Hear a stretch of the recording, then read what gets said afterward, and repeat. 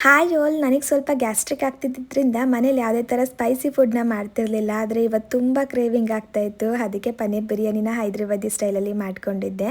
ಇನ್ನು ಊಟ ಮುಗಿಸ್ಕೊಂಡು ನಮಗೆ ಸ್ವಲ್ಪ ಕೆಲಸ ಇದೆ ಅಂತೇಳಿ ಹೊರಗಡೆ ಹೋಗಿದ್ವಿ. ಹಾಗೆ ಹನಿ ಬೀಳಲಿಕ್ಕೂ ಕೂಡ ಶುರುವಾಗ್ಬಿಡ್ತು. ಮಳೆಗಾಲ ಆಗಿರೋದ್ರಿಂದ ಯಾವಾಗ ಹನಿ ಬೀಳುತ್ತೆ ಬೀಳಲ್ಲ ಹೇಳಲಿಕ್ಕೆ ಆಗಲ್ಲ. ನನಗೆ ಮಳೆಯಲ್ಲಿ ನೆನೆಯೋದು ಅಂದರೆ ತುಂಬಾ ಇಷ್ಟ. ಆದರೆ ನೆಂದಾಗ ಹೇರ್ ಫಾಲ್ ತುಂಬಾ ಆಗುತ್ತಲ್ಲ.